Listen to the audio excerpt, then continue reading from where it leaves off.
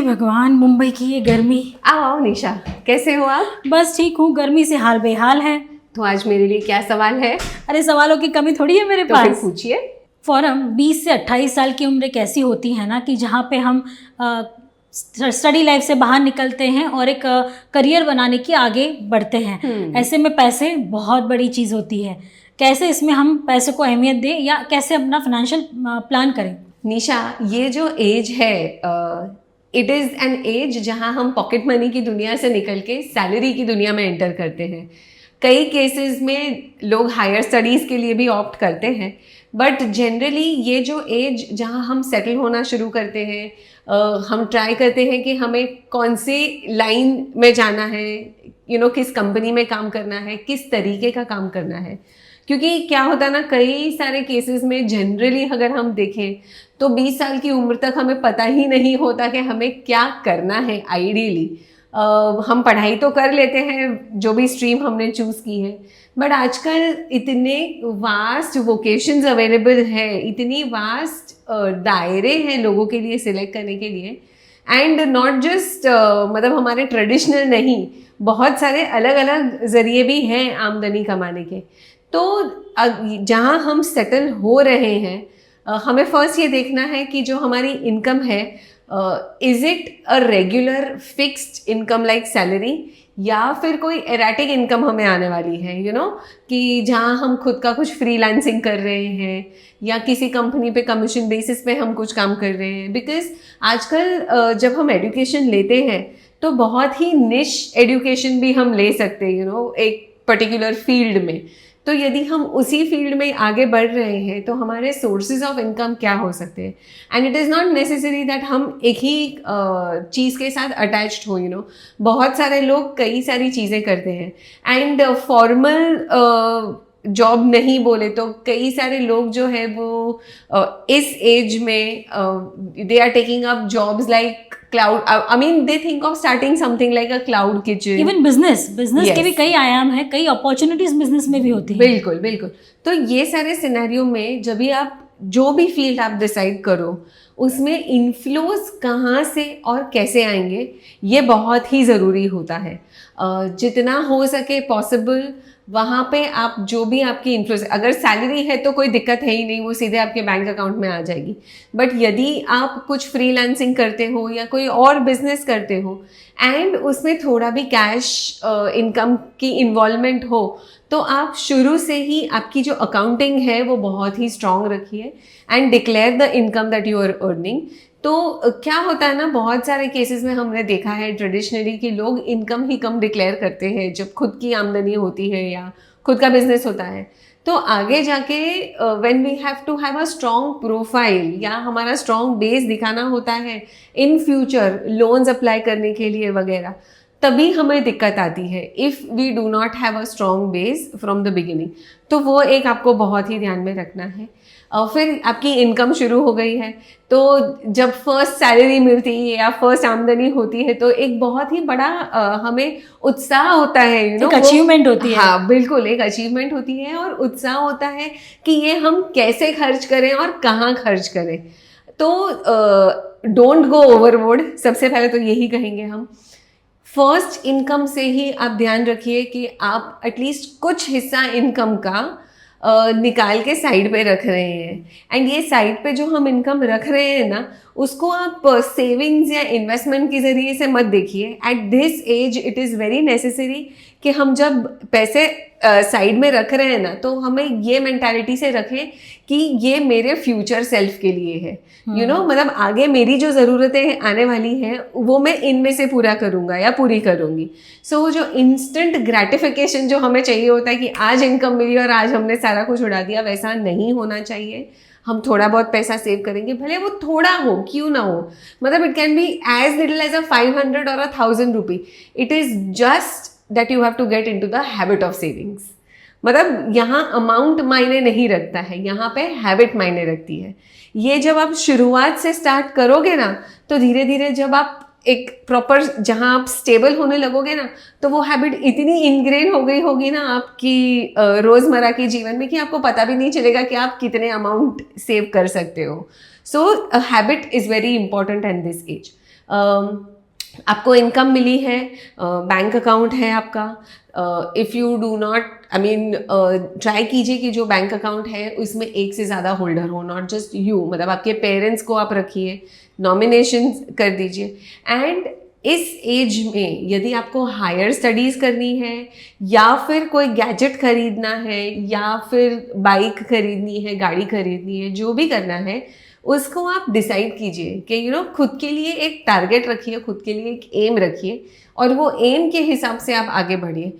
इसमें अगर मैं एक उदाहरण दूं तो हमारे पास है ना एक यंग लड़का आया था, I think he must be around 25 when he would have come to us, just नया नया जॉब मिला था उसे एंड बस बिकॉज जॉब मिला था, सब फ्रेंड्स के पास तभी आईफोन था तो इन्हें भी आईफोन खरीदना था। अब आईफोन की कीमत तो जाहिर सी बात है कि फर्स्ट सैलरी में से तो हम ले नहीं पाएंगे, उतनी स्टार्टिंग इनकम थी नहीं उसकी, तो हमने उसे बहुत रोक के रखा था वो आईफोन खरीदने से। उसकी जगह पे हमने वो उसके पैसे निवेश किए एंड आज जब 10 साल बाद वो देखता है कि वो आईफोन का खर्च ना करके हमने जो पैसे निवेश किए और उससे जो किटी बनी है, he is thinking of slowly contributing towards a down payment of a house. तो ये जब फर्स्ट सैलरी आती है ना तभी हमें ये पता नहीं होता है कि इसका लॉन्ग टर्म इम्पैक्ट क्या होगा। हमें इंस्टेंटली एंजॉय करना है, बेझिझक एंजॉय कीजिए, बिल्कुल कीजिए, बिकॉज आपने इतनी मेहनत से कमाई है वो, बट साथ में लॉन्ग टर्म की भी थोड़ी सुविधा रखिए या कीप दैट इन माइंड। दूसरा मैं ये कहूँगी कि ये एज में आप क्रेडिट कार्ड अगर यूज़ करते हैं तो credit card is a very good mechanism for payment, okay? यदि आप क्रेडिट पे चीज़ें लेते हैं और क्रेडिट कार्ड का बिल समय से भरते हैं तो आप खुद के लिए एक स्ट्रॉन्ग क्रेडिट स्कोर बनाते हैं, जो आगे जाके आपको अगर घर खरीदना है या कोई भी लोन लेना है उसमें आपका क्रेडिट स्कोर बहुत मायने रखेगा। तो इसका बेस आप अभी से ही स्टार्ट कर सकते हैं। If you are wanting to start using credit cards, use it, but use it as a payment mechanism. And आपके खर्चों पे आप बिल्कुल टैब रखिए, क्योंकि खुद के पैसे हैं, you are not answerable to anybody. अब तक तो क्या था, पेरेंट्स पॉकेट मनी देते थे तो कहीं ना कहीं हम रिस्पॉन्सिबल थे उन्हें जवाब देने के लिए, बट अब खुद के पैसे हैं तो बहुत ही ध्यान से कदम रखिए।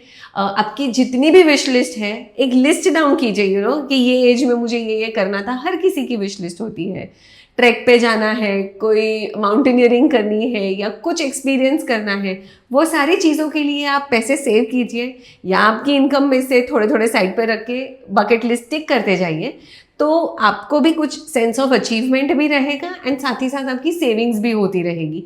एंड अगर आप ये फोकस रखते हो कि इस चीज़ के लिए मैं पैसे बचा रहा हूँ या पैसे बचा रही हूँ, तो यदि कुछ ऐसे टेम्पटेशंस आएंगे ना तो you will not fall prey to that temptation, because you know what your goal is, right? तो that is very important right now. And हमने बात की क्रेडिट कार्ड्स की, हमने बात की सेविंग्स की। दूसरी चीज़ एक और मैं कहना चाहूँगी यहाँ पे इज़ ट्रैकिंग ऑफ एक्सपेंसेस। अभी ये जो एक्सपेंसेस होते हैं ना वो हर स्टेज में हर एज में बहुत ही इम्पॉर्टेंट होते हैं। ये एज में हमारे जो खर्चे होंगे वो खुद पे ज़्यादा होंगे, राइट? बिकॉज हमें अच्छा दिखना होता है, हमें हमारे पीयर ग्रुप में जेलिन होना होता है, हमें हमारे एक्सपीरियंसेस पूरे करने होते हैं, हमें नई जगहें एक्सप्लोर करनी होती है। तो जो खर्चे हम कर रहे हैं कीजिए, बट उसका हिसाब भी रखिए साथ ही साथ, no down. And of course technology is at your mercy right now, तो मतलब बहुत सारे ऐप्स अवेलेबल हैं, वो तो आप कर ही सकते हैं। And if you do not have the habit, start putting in a habit of maintaining a parallel passbook, okay? ये parallel passbook क्या होती है? जब हम खर्चे बैंक अकाउंट से करते हैं तो what is your inflow in the bank account and what are your outflows from the bank account, उसका एक आप खुद पैरेलली हिसाब रखिए। बैंक स्टेटमेंट में तो हर कोई दिखाएगा ही, but at the same time excel में मेंटेन कीजिए, paper pen whatever is comfortable with you. ये जो छोटी छोटी हैबिट्स आप अभी से स्टार्ट करोगे, आगे जाके ये हैबिट्स आपका जो वेल्थ क्रिएशन है ना वो मैनीफोल्ड करने में बहुत ही मदद करेंगी आपको। तो फोरम, इससे मेरे 2 सवाल हैं। एक तो गोल, क्या गोल के हिसाब से ही हमें सेविंग करना चाहिए या निवेश करना चाहिए? और दूसरा, ये उम्र ऐसी होती है ना कि पेरेंट्स सलाह देते हैं कि भाई आप ट्रेडिशनल सेविंग करो, एफडीज़ में आरडी करो, और दूसरी तरफ अपने कलीग होंगे या अपने फ्रेंड्स होंगे, उनको देख के कि वो मार्केट में निवेश कर रहे हैं, उनको अच्छा मौका मिल रहा है, अच्छे रिटर्न्स मिल रहे हैं, तो उनका मन वहाँ पे भी भागेगा। तो ऐसे में इन दोनों सवालों के जवाब आप कैसे देंगी? ओके, सो फर्स्ट मैं गोल्स के लिए बताऊंगी। तो गोल्स के हिसाब से ही हमें सेव करना चाहिए। अभी इस एज में हम जब भी गोल्स सेट करेंगे ना, तो वो बहुत ही नियर टर्म वाले गोल्स होंगे, राइट? बिकॉज हमारा होराइजन अभी तक इतना ब्रॉड हुआ नहीं है, हमें पता नहीं है आगे क्या क्या हमें लाइफ दिखाने वाली है, राइट? तो हमारे गोल्स जो होते हैं वो नियर टर्म होंगे, मे बी अगले 2-4 साल में हमें इतना अचीव करना है, तो उस हिसाब से हम सेव करेंगे। एंड प्रोडक्ट्स तो आप उसमें देख लीजिए कि मतलब 3-4 इयर्स के लिए जनरली हम डेट ओरिएंटेड प्रोडक्ट्स बोलते हैं, मगर ये जो एज है ना, आपने बहुत राइटली बोला कि this is an age of taking risks and following what the market is saying, following what your friends are doing, following what experts are saying on the TV. So ये जो as है, जाहिर सी बात है, we would want to take risk. अगर आपको वो करना है कीजिए, बट यू डिसाइड कि आपकी जो सेविंग्स है उसका X% आप इस चीज़ के लिए रखते हो, एंड बाकी जो है आपके गोल्स के हिसाब से आप निवेश करते हो, so you will have the best of both the worlds. मतलब आपको मार्केट में पैसे इन्वेस्ट करने का एक्सपीरियंस भी मिलेगा, लोगों के बोलने पे या आपकी स्टडी पे या जो भी जिससे भी हो वो भी मिलेगा, एंड साथ ही साथ आप गोल्स के लिए भी पैसे बचा पाओगे। बट स्टॉक मार्केट्स में जब भी हम निवेश करते हैं, we have to be very careful. Why? Because हम वो कंपनी के ओनर बन रहे हैं, उतने शेयर के हम ओनर बन रहे हैं, तो वी नीड टू नो, हमें वो कंपनी को फॉलो करना चाहिए, स्टडी करना चाहिए, उसके बाद ही निवेश करना चाहिए। एंड ऐसा नहीं है कि जो आपके फ्रेंड्स के लिए या आपके कलीग्स के लिए सही होगा वो आपके लिए भी सही हो। इट्स लाइक अगर आपके फ्रेंड का सिर दुख रहा है तो क्या आप जाके आप भी एक मेडिसिन ले लोगे? नहीं हो सकता ना। मतलब उनका सिर दुख रहा है तो उन्हें ही मेडिसिन खाना पड़ेगा, आप मेडिसिन खाओगे तो वो ठीक नहीं होने वाले हैं। जस्ट लाइक दैट आप फ्रेंड्स वगैरह को फॉलो करना है तो, but it's not very prudent. And यदि आपको लगता है कि आप मिस आउट कर रहे हो ये सारी चीज़ें and you want to experience, तो एक अमाउंट सेट कर लीजिए कि इतने अमाउंट तक में ही मैं वो रिस्क लेना चाहूँगा, एंड देन बाकी का जो है वो सीरियस इन्वेस्टमेंट्स हम कर सकते हैं। तो इसका मतलब पैसे तो खर्च करने ही हैं, पैसे तो खर्च करने हैं, क्योंकि नई नई कमाई शुरू हुई है तो उसमें से खर्चा तो बनता ही है। लेकिन हाँ, जैसे ही फोरम ने कहा, गोल ओरिएंटेड सेविंग करिए, निवेश करिए, ताकि आपको आपके छोटे छोटे गोल अचीव करने में भी मज़ा आ जाए, है ना? तो बस इसी रूल को फॉलो करिए और अच्छा निवेश करके अच्छा रिटर्न भी पाइए।